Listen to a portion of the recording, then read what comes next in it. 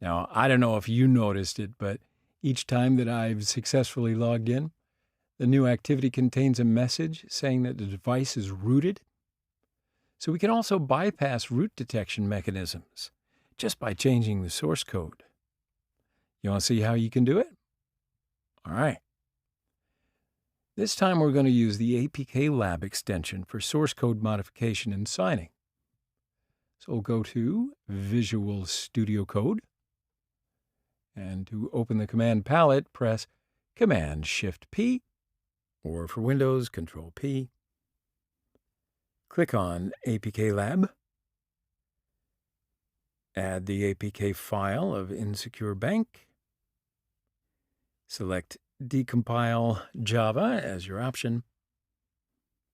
And look at that, it's decompiling now.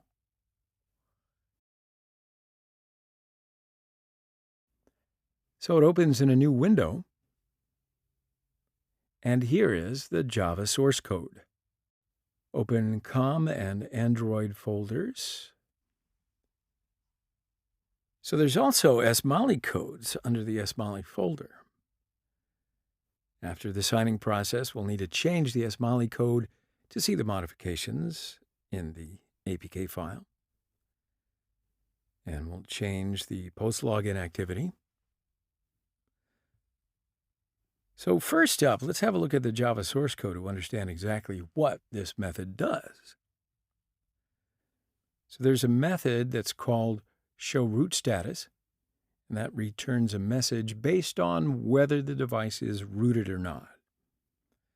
And then looking at this method, the two methods called does superuser APK exist and does SU exist. Now these are used to determine if the device has been rooted. To bypass root detection, we can force a jump to always at device not rooted, just by changing the conditional loop. So let's open the SMALI code and make the changes. Search for condition 2.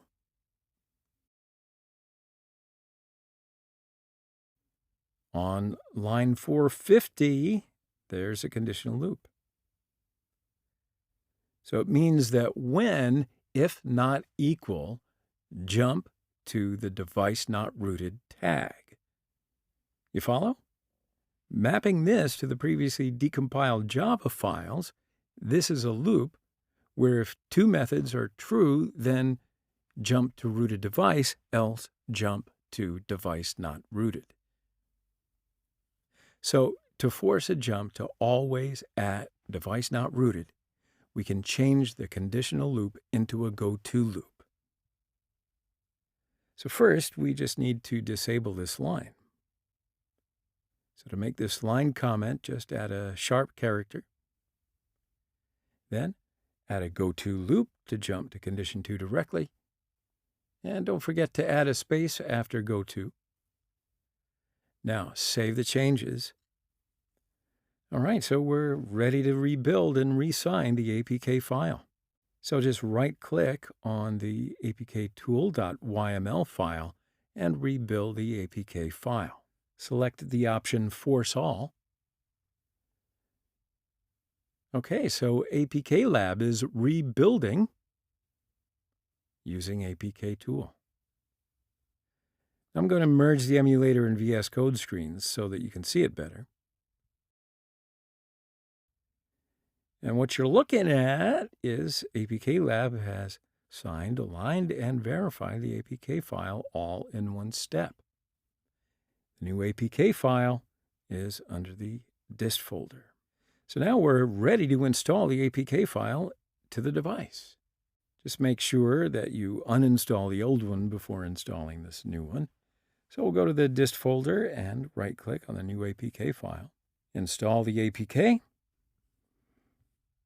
Okay, so the installation is successful. Let's open the app. Continue and OK. Now log into the app with the default credentials and make sure that you configure the server IP. All right, click on Login. And yep, just like that, you can see that we see the device not rooted message on the screen. What does that mean? We have bypassed the root detection mechanism successfully.